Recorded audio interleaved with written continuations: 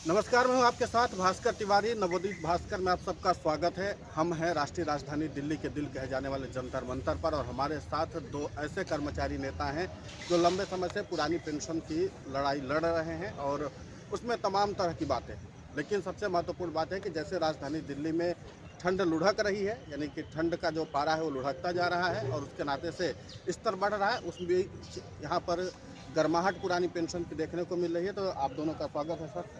All India NPS employees federation के अध्यक्ष doctor Manjeet Singh Patel, और इसी के साथ दिल्ली के भी प्रदेश अध्यक्ष हमारे साथ मौजूद हैं। सर, आपका भी बहुत बहुत स्वागत है। और इन सब के बीच में सबसे महत्वपूर्ण बात यह है सर कि आप पुरानी पेंशन की बहाली के मुद्दे पर लंबे समय से संघर्ष है, हम सबको पता है। आपने कुछ समय पहले पेंशन सचिव जी से भी मुलाकात की थी, मिस्त्री निवास जी से। ऐसा क्या हो रहा है कि आप सरकार के प्रतिनिधि या पेंशन विभाग के सचिव से भी मुलाकात कर रहे हैं और आंदोलन भी कर रहे हैं? ये थोड़ा सा समझाइए। देखिए, केवल पेंशन एक मुद्दा नहीं है कर्मचारियों का, पे कमीशन भी एक बहुत बड़ा मुद्दा था। और हम लोग पिछले 1 साल से पे कमीशन के गठन के लिए आवाज़ उठा रहे थे। तो जब 1 अक्टूबर को हमने पूरे देश के 100 सिटीज़ से पे कमीशन और ओल्ड पेंशन स्कीम को बहाल करने के लिए भारत सरकार से गुजारिश की थी। उसके बाद हमें जो पेंशन सेक्रेटरी साहब हैं उनसे मिलने का मौका मिला। तो उन्होंने ये पूछा कि भाई, क्योंकि वो तो पेंशन सेक्रेटरी हैं, पेंशन पे ही बात करेंगे।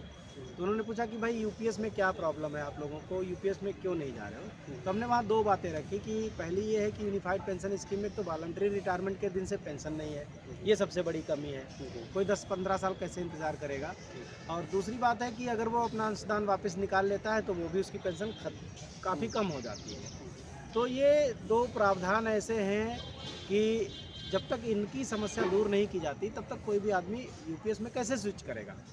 आप कुछ भी कोई भी पॉलिसी लाते, कर्मचारी का अंशदान वापस कर देते और 20 साल की सेवा के बाद 50% पेंशन की गारंटी दे देते, पब्लिक खुशी खुशी इसमें चली जाती है। तो इन मुद्दों पर हमने उनको बताया कि भाई इस वजह से हम लोग संतुष्ट नहीं हैं। इन समस्याओं को अगर आप दूर कर दें, फिर चाहे उसका नाम कुछ भी रहे, यूपीएस रहे, टीपीएस रहे, एमपीएस रहे, मोदी पेंशन स्कीम रहे, हमें क्या ही फ़र्क पड़ता है। हमें हमारा पैसा मिल जाएगा और 20 साल की नौकरी पे पेंशन की गारंटी मिल जाएगी। तो ये अगर समस्या समाधान हो जाए तो इस मुद्दे पर बात हुई। हालांकि उन्होंने कहा कि आपके जो जो सुझाव हैं उनको हम ऊपर तक पहुंचाएंगे, फाइनेंस मिनिस्ट्री तक पहुंचाएंगे। और चूँकि 13 अप्रैल को लखनऊ के एक सम्मेलन में हमने 9 नवंबर डिक्लेयर किया था और उधर पे कमीशन भी नहीं गठित हुआ था। फिर हमने 26 अक्टूबर 7 अक्टूबर को बैठक के बाद हमने 26 अक्टूबर को फिर से कैंपेनिंग की, ट्विटर पर मुहिम चलाई। तो 28 अक्टूबर को पे कमीशन का गठन कर दिया गया। देर आए दुरुस्त आए, पे कमीशन का गठन हो गया। लेकिन अभी सरकार कह रही है 1.5 साल में कमेटी रिपोर्ट बनाएगी, फिर 6 महीने और लागू होने में लग जाएंगे, तो 2 साल लगेंगे। 2 साल का मतलब 26 और 27 पूरा निकल जाएगा। 28 में आप दोगे पे कमीशन, तो 28 में 12 दूनी 24 महीना का एरियर जो एचआरए का हुआ वो भी नुकसान होगा हम लोगों का। तो ये दिक्कतें हैं। तो इसके लिए एक तो ओल्ड पेंशन स्कीम जो हमें मिलनी चाहिए, जो हमारा जो मतलब जो हक है, तो वो समस्या का समाधान किया जाए। और पे कमीशन पे समय की एक कम सीमा निर्धारित की जाए कि 200 दिन, 220 दिन, इस तरह से निर्धारित की जाए। डिजिटल ज़माना है, इतना लंबा समय लेने की ज़रूरत है नहीं। तो इसके लिए हम लोगों ने 9 नवंबर को रखा है। प्रतीकात्मक रूप से एक बड़ा आंदोलन हम यहाँ पर कर रहे हैं जंतर मंतर पर, ताकि भारत सरकार तक एक मैसेज जाए कि भाई जो आपने ये कहा है ना 1.5 साल वाली बात, इससे कोई संतुष्ट नहीं है। और पुरानी पेंशन बहाली के लिए मुद्दा अभी वहीं का वहीं है। आपने 1.5 साल कमेटी में लगाए, फिर यूपीएस बनाया, फिर उसको एक्सटेंड करते जा रहे हैं, तो अभी कुछ बदला नहीं है। अभी आदमी वहीं का वहीं है, एनपीएस का एनपीएस में ही है। तो कोई एनपीएस में तो कोई बदलाव हुआ नहीं जो समाधान निकल आता। यूपीएस में बदलाव किया वो हमारे काम का नहीं है। तो इसके लिए हम 9 नवंबर को कर रहे हैं। भारत सरकार को एक बार फिर से दिखाना चाहते हैं कि सभी केंद्र और राज्य सरकार के कर्मचारी इस मामले में एकजुट हैं और एकजुट हो करके इस आंदोलन को सरकार की नज़रों में लाना चाहते हैं, ताकि इस मुद्दे का समाधान हो सके। सर, आप दिल्ली के प्रदेशाध्यक्ष हैं, अगुवानी कर रहे हैं, इसका मेज़बानी भी कर रहे हैं। आपके देश भर के कर्मचारी, जैसा आपने बताया कि एकजुट हो रहे हैं, कई राज्यों के सरकारी कर्मचारी आ रहे हैं। दिल्ली में ये आंदोलन की व्यवस्था कैसे की गई है? अगर जो कर्मचारी आ रहे हैं तो उनको कुछ विशेष सूचनाएं जो हों उनके आवागमन के लिए भी, और जिस तरीके से यहाँ पर व्यवस्था की बात की है, और आंदोलन का पूरी रूपरेखा जो है थोड़ा सा बता दीजिए। भाई साहब, आंदोलन जैसा कि राष्ट्रीय अध्यक्ष डॉक्टर मंजीत जी ने बताया, 9 नवंबर पहले से ही निर्धारित है। हमारी व्यवस्था, क्योंकि आप अच्छी तरह जानते हैं सभी सरकारी कर्मचारी हैं, और सरकारी कर्मचारी जो डिसिप्लिन और सारी चीज़ें नॉर्म्स को फॉलो करते हुए यहाँ तक पहुँचेंगे। पब्लिक ट्रांसपोर्ट या जो भी व्यवस्था जैसा वो आना चाहिए उस हिसाब से आएंगे। और हमें निश्चित रूप से, क्योंकि हमेशा पुराने पेंशन के लिए संघर्ष और डॉक्टर मंजीत जी के नेतृत्व में तकनीकी रूप से पुराने पेंशन का जो संघर्ष चल रहा है, निश्चित रूप से हर कर्मचारी, हम हमेशा आवाज़ देते रहे कि कर्मचारी एकजुट होकर के पुराने पेंशन संघर्ष में शामिल हो।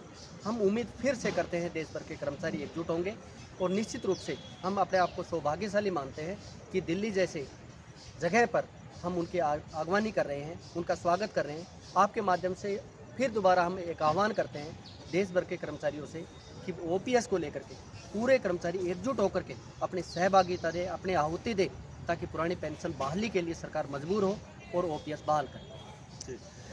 डॉक्टर साहब, जैसा कि बात अभी सर भी कह रहे हैं, आंदोलन तो चल ही रहे हैं। एक महत्वपूर्ण बात यह है कि विपक्षी दलों की ओर से लगातार इस मुद्दे को पुरानी पेंशन की बहाली का वादा किया जाता है। केंद्र की मोदी सरकार लोकसभा से लेकर के तमाम अभी 8वें पे कमीशन की गठन की मांग हुई। कुछ कर्मचारी संगठनों ने इस बात की मांग की कि भैया 8वां पे कमीशन दे रहे, पुरानी पेंशन भी बहाल कर दो। सरकार ने फौरन कह दिया कि अब ओपीएस इतिहास हो चुकी है। इतिहास को वर्तमान में लाने का जो ये प्रयास है, कभी 3-3 चरणों से गुजरेगा, क्या क्या है, जरा बताइए। देखिए, एक तो बात ये है कि पॉलिटिकल पार्टियां क्या कहती हैं क्या नहीं कहती हैं, इसमें मैं जाऊंगा नहीं। अगर इसकी तह में चले जाने लगे तो फिर बहुत सारे लोगों पर सवाल उठेंगे। एक छोटा सा सवाल है, माननीय राज्यसभा सांसद संजय सिंह जी, जो कि आम आदमी पार्टी के बहुत बड़े कद्दावर नेता हैं, राज्यसभा में आए दिन वो पुरानी पेंशन बहाली की मांग करते हैं, उठाते हैं। राज्यसभा में उच्च सदन है, बड़ी दमखम के साथ उठाते हैं। उन्हीं की सरकार पंजाब में है, 4 साल हो गए पंजाब में उनकी सरकार को, और वहाँ एक नोटिफिकेशन निकाला था, उसके बाद आगे नहीं बढ़े। तो ये दोहरा रवैया है। अगर मैं बात करूँ, अगर मैं विपक्षी दल की बात करूँ, कांग्रेस की बात करूँ, राज्यों के चुनाव होते हैं तो पुरानी पेंशन बहाली का मुद्दा उठा लेते हैं। 2024 के लोकसभा चुनाव में उसको 25 मैनिफेस्टो बनाया, 25 गारंटी में भी नहीं रखा। तो क्या ये बताइए कि क्या पुरानी पेंशन बहाली का मुद्दा सेंट्रल गवर्नमेंट एम्प्लॉइज़ के लिए क्या राज्य स्तर पर कोई मायने रखता है? दूसरी बात, एनपीएस एक पॉलिसी, सेंट्रल पॉलिसी है, स्टेट पॉलिसी नहीं है। स्टेट्स या तो उसमें आ सकते हैं या उसमें से निकल सकते हैं, उसमें बदलाव नहीं कर सकते। बदलाव करने का राइट सेंट्रल गवर्नमेंट को है। स्टेट कहते हैं निकल जाएंगे, ठीक, अच्छी बात है। तो जो स्टेट्स है वो निकल करके दिखाएं, उसमें निकले तो एक नज़ीर बने। राजस्थान निकला, झारखंड निकला, हिमाचल प्रदेश निकला, छत्तीसगढ़ निकला, लेकिन धरातल पर क्या है, निकल पाए कि नहीं निकल पाए, ये भी एक बड़ा समझने वाली बात है। नोटिफिकेशन जारी हो गया, तो कुछ जगह तो जीपीएफ कटने भी लगा, लेकिन कर्मचारियों का पैसा आज तक फंसा हुआ है, वो तो मिला ही नहीं। तो ये तो वही बात हो गई कि आसमान से गिरे और खजूर में अटके। तो पेंशन, इस बात का भी कोई भरोसा नहीं है। झारखंड सरकार ने ये कहा कि मान लो 25 साल की नौकरी के बाद आप रिटायर हो रहे हो, तो जो पैसा कट के चला गया, पहले उस पैसे की रिकवरी करेगी झारखंड सरकार आपसे। अब वो जब रिकवरी करेगी तो आपके पास फंड नहीं बचेगा, फंड बचेगा नहीं, फंड जीरो हो जाएगा। तो यूपीएस भी वैसे ही हो गया। यूपीएस और फिर उनकी ओपीएस में कुछ अंतर नहीं बचा। जीपीएफ जो कटवाओगे तो सैलरी कितनी बची है, पहले से ही उनका एनपीएस कट गया, 15 साल नौकरी हो गई, 16 साल नौकरी हो गई। एक चैलेंज है, वो रिटायर होगा, उसे मिलेगी पेंशन की नहीं मिलेगी, पहले वो फंड की वापसी करे, मिलेगी नहीं मिलेगी, पता लगे कि पुरानी पेंशन बहाल भी हो गई और मिल भी नहीं रही। छत्तीसगढ़ की मैं आपको बात बता दूं कि छत्तीसगढ़ में 50% पेंशन के लिए 33 साल की नौकरी कंपलसरी है। 33 ईयर्स की, 33 ईयर्स की नौकरी अगर रेगुलर नहीं है तो आपको 50% पेंशन नहीं मिलेगी, उसी अनुपात में कम मिलेगी। और जितने 1,80,000 पैरा टीचर्स हैं या जो और भी कर्मचारी हैं वहाँ पर, तो उनकी पूरी नौकरी होने में रेगुलर नौकरी की जो समय सीमा है, उनके पास मुश्किल से 15-16 साल हो रहे हैं। तो इसका मतलब ये हुआ कि 15-16 साल में उन्हें 25% भी पेंशन नहीं मिलेगी। उससे ज़्यादा तो यूपीएस में उनको मिल जाएगी। तो उनकी ओपीएस यूपीएस से भी खराब है। अब ये बात छत्तीसगढ़ के कर्मचारियों से पूछो, उनको पता है। तो हम जो बात कर रहे हैं, हम आसमान से गिर के खजूर में अटकने की बात नहीं कर रहे। हम एक ऐसे ओपीएस की बात कर रहे हैं जिसमें एक ऐसा समाधान मिले जिससे फिर हम जो है ये ना कह सके कि नहीं हमारा स्टेट का पैसा फंस गया, उनका पैसा फंस गया। ओपीएस मिलने का मतलब ओपीएस मिलना हो। उसका व्यक्तिगत लाभ मिले एग्जैक्टली कर्मचारी ये नहीं कि बस ओपीएस मिल गया, पेपर पे मिल गया, हम्म, हकीकत में कुछ नहीं हुआ, ऐसा ना हो। हम उस ओपीएस की समाधान की बात करते हैं। पता लगे कर तो दिया छत्तीसगढ़ वालों ने, मिलेगा किसी को नहीं, तो उसका क्या फ़ायदा है? आपने पूरे शोहरा पीट दिया, पूरे ढिंढोरा पीट दिया कि ओपीएस दे दिया, ओपीएस दे दिया। उन लोगों से पूछो जो रिटायर होने की कगार पे बैठे हैं, रिटायर हो रहे हैं वो लोग, और उनको ओपीएस में उनकी क्वालिफाइंग सर्विस पूरी नहीं हो रही। ये समस्याएं भी हैं। क्वालिफाइंग सर्विस की भी लिमिट उन्होंने ज़्यादा लगा रखी है। हमारे यहाँ 10 साल है, किसी किसी के यहाँ उन्होंने 12-15 साल लगा रखी है। तो इस तरह की भी समस्याएं हैं, उनको नज़रअंदाज नहीं कर सकते आप। पेंशन मंत्री जो कह लीजिए डॉक्टर जितेंद्र सिंह जी और उन्होंने पेंशन अदालत भी लगवाई। उसमें कहा गया कि कर्मचारियों के बहुत सारी मांगों पर, खासकर यूपीएस को लेकर के, कि इसको उस तरीके से गलत तरीके से भी प्रचारित किया जा रहा है, जी। जिसके नाते से 24 लाख के आसपास केंद्रीय कर्मचारी हैं, जिनमें से मैं 70,000 या 75,000 के आसपास ने स्वीकार किया है। जी दोनों लोगों की मैं प्रतिक्रिया बारी बारी से लूँगा, लेकिन आप ही शुरू कर दीजिए कि इस यूपीएस में ऐसा क्या पेच है कि सरकारी कर्मचारी लगातार दूर जा रहे हैं? जी, सरकार की तरफ से प्रयास है कि ज़्यादा से ज़्यादा तादाद में आए। जी कई बार तारीख बढ़ी, अब 30 पर नवंबर ये तक है। मैंने पहले भी कहा था कि जब तक यूनिफाइड पेंशन स्कीम में वॉलंटरी रिटायरमेंट के दिन से पेंशन देने का प्रावधान नहीं होता, ये एकदम बेकार है, कूड़ा है, कचरा है। कर्मचारी का अंशदान वापसी का स्पष्ट प्रावधान होना चाहिए। जिस तरीके के उन्होंने प्रावधान किए वो एकदम कूड़ा प्रावधान है। तो जब तक वो होगा नहीं, 70-75 हज़ार जो लोग चले गए उनमें से 90% तो रिटायर हो चुके हैं या रिटायर होने की कगार पे हैं। कुछ वो ब्यूरोक्रेट्स हैं जो कल फिर वापस एनपीएस में आ जाएंगे, वो यूपीएस में रहेंगे नहीं, क्योंकि एक बार वापस आने का दे दिया ना उन्होंने, हाँ। तो वो फिर यूपीएस से एनपीएस में आएंगे। तो यूपीएस तो वैसे ही डिजॉल्व होगी। यूपीएस जब कोई स्वीकार ही नहीं करेगा तो उसको डिजॉल्व होने के अलावा और कोई चारा नहीं है। सरकार को अगर कर्मचारियों को संतुष्ट करना है तो एनपीएस में एक उन्होंने 30 मार्च 2021 को एक अमेंडमेंट किया था कि अगर सेवा काल के दौरान डेथ या डिसेबिलिटी होती है तो कर्मचारी का हिस्सा ब्याज सहित उसको वापस और प्लस 50% पेंशन।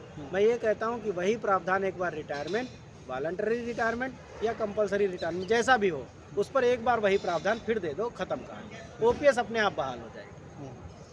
सर, कर्मचारियों का भी कई वर्ग होता है, आप हर वर्ग से जुड़ते हो, खासकर दिल्ली के कर्मचारियों की एक अलग बात होती है। आप इसको कैसे देखते हैं? जिस तरीके से पेंशन अदालत लगाई गई, सुधार की बात कही गई, कुछ सुधार सरकार ने कहा कि हमने कर्मचारियों से पूछा और उसके सुधार किए, और कर्मचारियों का कहना कि हमसे तो किसी ने पूछा ही नहीं, तो ये सारी चीज़ें चलती रहीं। तो आप कैसे देखते हैं इसको? सर, जैसे मंजीत जी ने भी बताया, हमने उस दिन भी 24 फरवरी को भी डीओपीटी मिनिस्टर डॉक्टर जितेंद्र जी ने से जब बात हुई थी, हमने उस समय भी पूछा था कि सरकार ने कुछ बना लिया क्या ऐसा इंजेक्शन जो कर्मचारी को ना भूख लगेगी, ना प्यास लगेगी, ना किसी चीज़ की जरूरत होगी।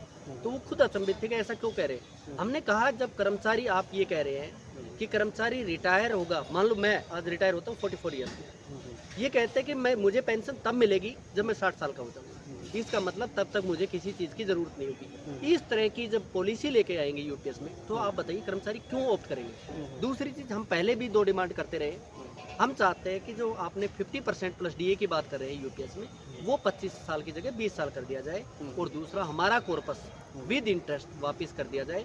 ये दोनों चीज़ जिस दिन कर लेंगे सरकार, उसके बाद चाहे कुछ भी नाम रखे, फिर हमें स्वीकार है और निश्चित रूप से कर्मचारियों के लिए ठीक रहेगा।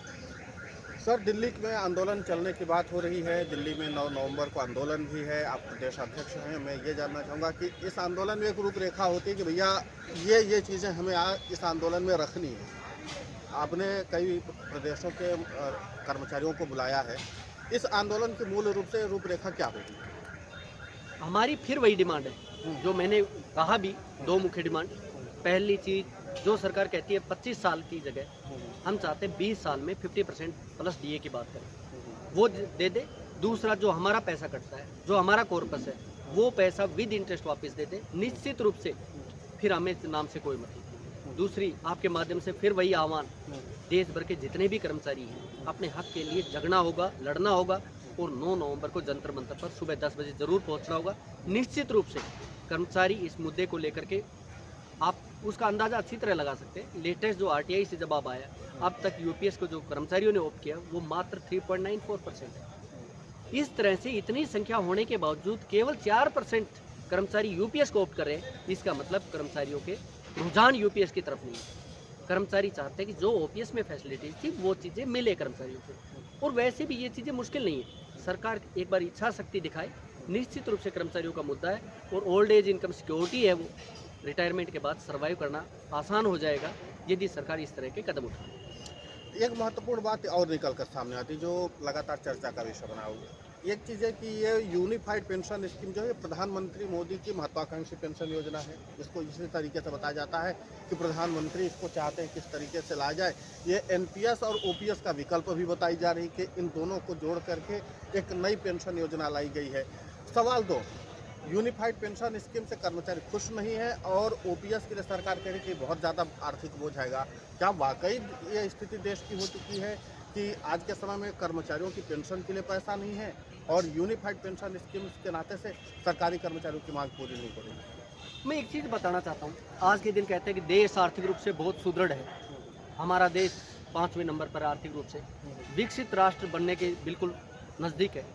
एक बात बताइए, जब देश आर्थिक रूप से इतना मजबूत है, सुदृढ़ है, तो कर्मचारी तो एक सरकार की रीढ़ की हड्डी है।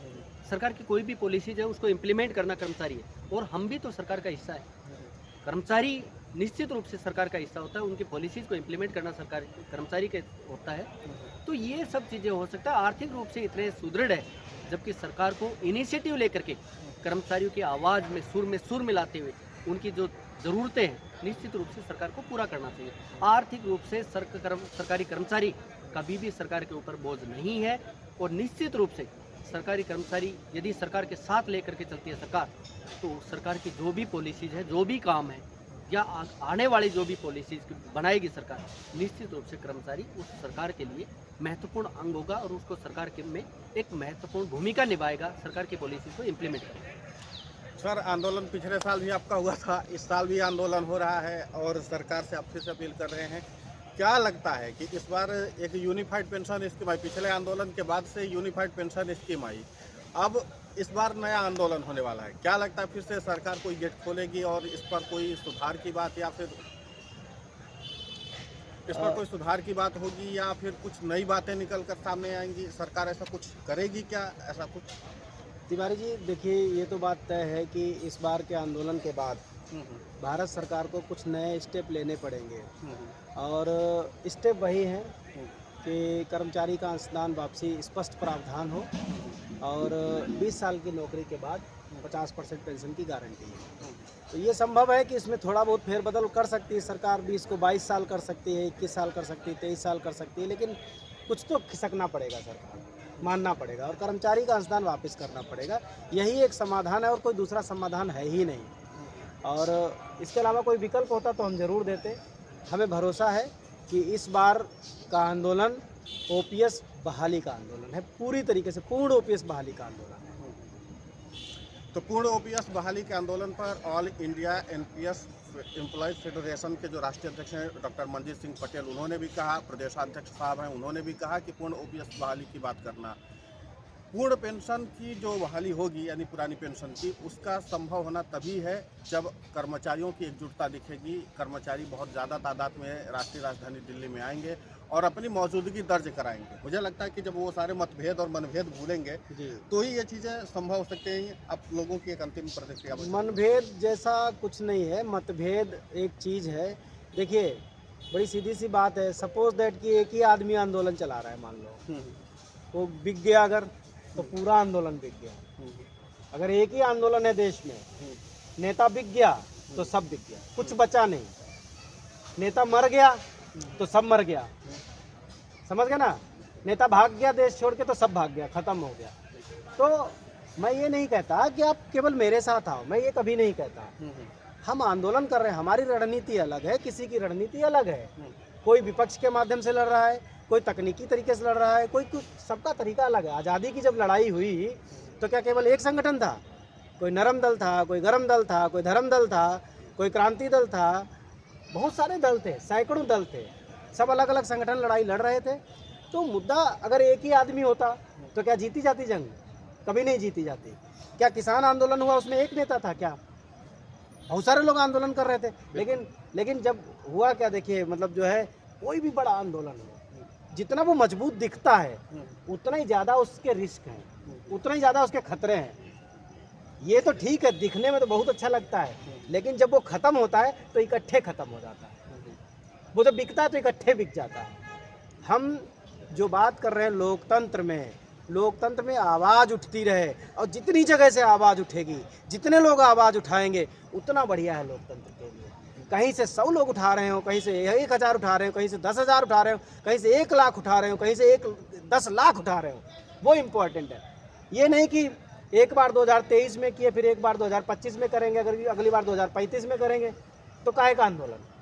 आंदोलन वो है जो सतत रूप से होता रहे, बीच बीच में होता रहे, तब जाके सरकारें सुनती है। एक बार अब सरकार के पास क्या है, एक बार गए आप 2023 में चिल्लाए, फिर बोले हम 25 में आएंगे, तब तक कोई आंदोलन नहीं, तब तक ठंडा हो जाएगा सब, तब तक 3 जगह के चुनाव निपट जाएंगे। तो ऐसा नहीं है तिवारी जी, आंदोलन के लिए एक रणनीति जरूरी होती है। उस रणनीति में अलग अलग माइंडसेट के लोग अलग अलग रणनीति इस्तेमाल करते हैं, और उन सबका मिला जुला असर होता है सरकारों पर।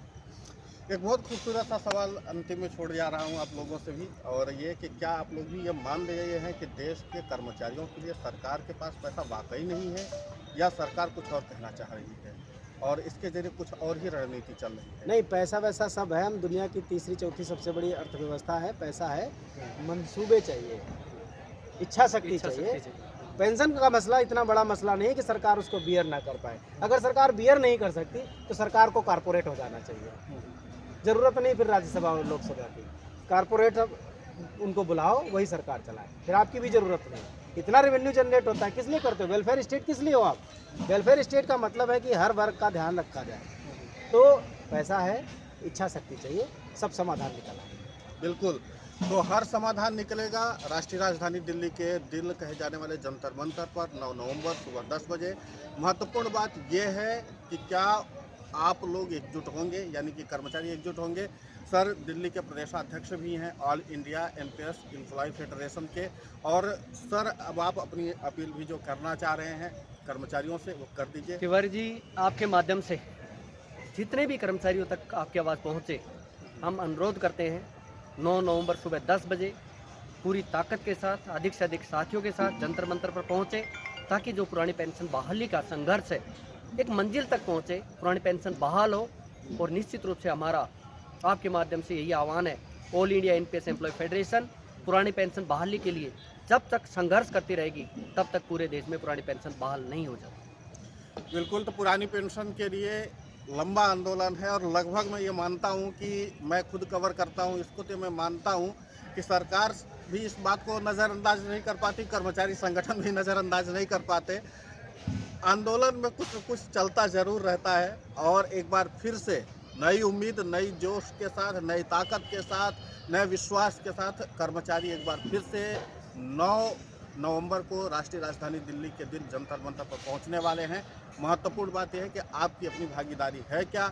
अगर आपको लगता है कि आपका भविष्य सुरक्षित होना चाहिए, आपका बुढ़ापा सुरक्षित होना चाहिए, तो जैसा सर ने आह्वान किया है, डॉक्टर साहब ने भी आह्वान किया है कि अगर आपको लगता है तो शांतिपूर्ण तरीके से अपनी बात लोकतांत्रिक तरीके से रख सकते हैं यहाँ पर, और अपनी बातों को सरकार तक पहुँचा सकते हैं। हम सब लोग भी ये कोशिश करेंगे कि वो बातें पहुँचें, तो आप लोग इसी तरीके से करते रहिए।